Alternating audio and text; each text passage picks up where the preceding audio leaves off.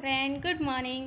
હું છું રંજના. શ્રી સત્ય સાંઈ લક્ષ્મી મોહન વિદ્યાલયના ઓનલાઈન એજ્યુકેશનમાં આપ સર્વેનું સ્વાગત છે. તો આજે આપણે ધોરણ 6માં સામાજિક વિજ્ઞાન વિષયમાં ચેપ્ટર 2નો અભ્યાસ કરીશું. તો ચાલો શરૂઆત કરીએ. માનવથી સ્થાયી જીવનની સફર. તો મિત્રો, તમે જાણો જ છો કે આદિમાનવ પહેલે જંગલમાં રહેતો હતો, પછી તે ગુફામાં રહેતો હતો, બકરી અથવા કૂતરા જેવા પ્રાણીઓ પાળતો હતો, પછી નદી કિનારે વસવાટ કરતો હતો, જે ઘઉં, જવ, જુવાર, બાજરી જેવા જે ધાન્ય છે તેઓ ઉગાવતો હતો, અને જે જંગલમાંથી ફળ ફળાદી મળે છે એ જ ગ્રહણ કરીને જીવન વ્યતીત કરતો હતો. ધીમે ધીમે સ્થાયી થાય છે, પછીથી એના જીવનમાં પરિવર્તન આવે છે. તો આપણે આદિમાનવથી સ્થાયી જીવનની સફર જોઈએ. આદિમાનવથી સ્થાયી જીવનની સફર. તો મિત્રો, આદિમાનવ સૌપ્રથમ તો એ ભટકતું જીવન જીવતો હતો, પરંતુ એ ધીમે ધીમે સ્થાયી જીવનની શરૂઆત કરે છે. તો એ સ્થાયી જીવનની શરૂઆત કેવી રીતે કરે છે, શા માટે કરે છે?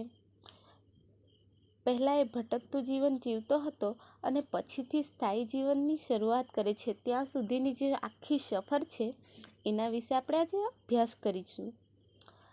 આદિમાનવો એટલે ખૂબ જ જૂના સમયના માનવો. મિત્રો, અહીં ખાસ યાદ રાખજો, આદિમાનવો એટલે ખૂબ જ જૂના સમયના માનવો છે. તેઓ આશરે 20 લાખ વર્ષ પહેલાંના આદિમાનવો ભટકતું જીવન જીવતા અને શિકાર કરીને પોતાનો સમય વ્યતીત કરતા હતા. તમને ખબર હોય તો મિત્રો, જે આદિમાનવો છે તે પહેલાં શું કરતા હતા? ભટકતું જીવન જીવતા હતા. એમની પાસે રહેવા માટે ઘર પણ નહીં હતું. તેઓ જંગલોમાં અથવા ગુફાઓમાં રહેતા હતા. તેઓ પોતાનું આખું જીવન શિકાર કરીને જીવતા, એટલે કે શિકાર કરીને ભોજન મેળવતા હતા. ભોજનમાં તેઓ જે ફળ હોય, ફૂલ હોય તેનો ઉપયોગ કરતા, અને વસ્ત્રમાં જે ઝાડ હોય છે એના પાંદડા અથવા છાલનો ઉપયોગ કરતા હતા. તેઓ જે તૃણાહારી પશુઓ હોય તો એમનો શિકાર તરીકે ખાવામાં ઉપયોગ કરતા, એટલે કે પછી હોય સસલા હોય, હરણ હોય કે કોઈક પક્ષીઓ હોય, એનો શિકાર કરતા અને એમનું માંસ ખાતા હતા. એવી રીતે તેઓ જીવન વ્યતીત કરતા હતા. તો જે માનવીની આ અવસ્થા છે એને શું કહેવામાં આવે છે? હન્ટર એન્ડ ગંધરર, એટલે કે શિકાર કરવો અને એકઠું કરવું, એવું કહેવામાં આવે છે. તો જે આદિમાનવ છે તેઓ હરણ જેવા જંગલના પ્રાણીઓ, માછલીઓ, પક્ષીઓનો શિકાર કરી તેમજ કંદમૂળ, ફળોને એકત્રિત કરી ખોરાક મેળવતા હતા. એટલે કે શું છે? તેઓ પ્રાણીઓનું માંસ ખાતા, માછલીઓ ખાતા અને પક્ષીઓનો શિકાર કરતા હતા. આ ઉપરાંત તેઓ જે ફળો છે અને કંદમૂળ છે તેનો પણ ઉપયોગ ખોરાક તરીકે કરતા હતા. જોકે આ બધું સરળ ન હતું. ક્યારેક જંગલી પ્રાણીઓ આદિમાનવ પર હુમલો કરતા. વળી દોડવામાં ખૂબ જ ઝડપી હોવાથી કેટલાક પ્રાણીઓ સરળતાથી આદિમાનવોના હાથમાં આવતા નહીં. એટલે કે ખોરાકની શોધમાં આદિમાનવો એક સ્થળેથી બીજા સ્થળેથી ત્રીજા સ્થળે ભટકતા રહેતા. એટલે કે જો ઉદાહરણ દ્વારા સમજીએ, જે આદિમાનવ છે ત્યાં પહેલાં શું, આ જે બધા પ્રાણીઓ છે તેનો શિકાર કરીને પછી ખાતો. પરંતુ કેવું હોય છે કે જે પ્રાણીઓ હોય છે તે ખૂબ જ, એટલે કે ખૂબ કોઈક જ પ્રાણી એવા હોય છે કે જે નબળા હોય છે અને તરત શિકાર થઈ જાય છે.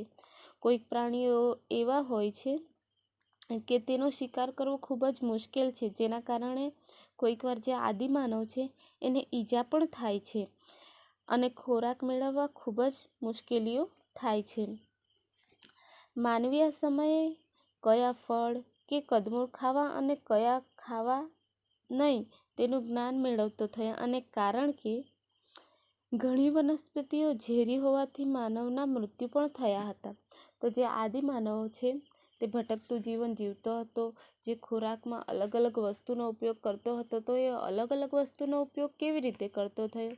તો જે અમુક ફળફળાદી હોય છે તે ખાય છે, તો અમુક ફળફળાદી હોય છે અથવા કંદમૂળ હોય છે તે કેવા હોય છે? ઝેરી હોય છે, અને એ ખાવાથી અમુક લોકોના મૃત્યુ થાય છે. અને એણે જોયું, એનાથી એણે શું શીખ્યું કે આ જે ફળ છે કે કદમૂળ છે તે ખાવાથી મૃત્યુ થાય છે, એટલે કે તે ઝેરી છે. એમ કરીને તે અમુક જ ફળફળાદી અને કદમૂળ ખાતો થયો. હરણ, ઘેટા બકરા જેવા પ્રાણીઓને સરળતાથી મારી શકાતા હોવાથી આદિમાનવો તેમને શોધવા એક જગ્યાએથી બીજી જગ્યાએ ભટકતા રહેતા. એટલે કે જે હરણ હોય છે કે ઘેટા બકરા જેવા જે પ્રાણીઓ છે તેઓ જે ખૂબ જ સ્ટ્રોંગ નથી હોતા, જલ્દી પકડાઈ જાય છે અને ઓછું દોડે છે, એવા જે પ્રાણીઓ છે એમનો શિકાર કરવો સરળ છે બીજા પ્રાણીઓ કરતાં. તેથી તેમને શોધવા માટે જે આદિમાનવો છે એક જગ્યાએથી બીજી જગ્યાએ ભટકતા રહેતા હતા. વળી પ્રાણી જીવનની જરૂરિયાત હોવાથી જ્યાં પાણી મળી રહેતું ત્યાં તેઓ રહેતા હતા. એટલે કે જીવનની જરૂરિયાત શું છે? પાણી. પાણી એ મુખ્ય જરૂરિયાત છે. એટલે પાણી માટે પણ તેઓ શું કરતા? જ્યાં પાણી મળી રહેતું ત્યાં જ તેઓ સ્થાયી થઈ જતા. તો ચાલો ફટાફટ રિવિઝન કરી નાખીએ. તો આદિમાનવ પહેલાં ભટકતું જીવન જીવતો હતો અને તે જંગલોમાં અથવા ગુફામાં રહેતો હતો. ખોરાક માટે ફળો, ફૂલો અને પ્રાણીઓનો ઉપયોગ કરતો હતો. વસ્ત્ર માટે ઝાડના પાન અને છાલનો ઉપયોગ કરતો હતો. પ્રાણીઓના માંસમાં તે હરણ, ઘેટા, બકરા, સસલા, માછલીનો ઉપયોગ કરતો હતો. જે પ્રાણીઓનો સરળથી જે શિકાર છે થઈ જાય તેવા પ્રાણીઓનો તે ઉપયોગ કરતો હતો. અને પાણી જ્યાં તેમને મળી રહે ત્યાં જ તે સ્થાયી થઈ જતો હતો. એમ ધીમે ધીમે જ્ઞાન મળતું ગયું તેને. કયો ખોરાક ખાવો, કદમૂળ કયા ઝેરી છે, જે અમુક ફળો ખાવાથી કોઈકનું મૃત્યુ થયું તેનાથી તેને જ્ઞાન થયું કે આ ફળ કે કદમૂળ ઝેરી છે. એમ કરીને ધીમે ધીમે તેને જ્ઞાન મળતું ગયું અને જ્યાં પાણી સરળતાથી મળી રહે ત્યાં તે રહેતો ગયો. તો ચાલો ફટાફટ સ્વાધ્યાય જોઈ લઈએ.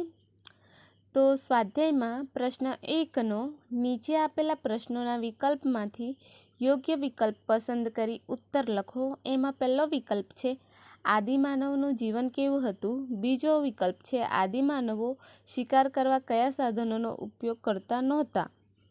એ બે પ્રશ્ન તમારે લખવાના છે ઓપ્શનવાળા. અને પ્રશ્ન 2નો ત્રીજો અને ચોથો આદિમાનવો કેવા પાક ઉગાડતા હતા અને આદિમાનવો કેવા પશુઓ પાળતા હતા. આ બંને પ્રશ્ન તમારે લખવાના છે. Thank you.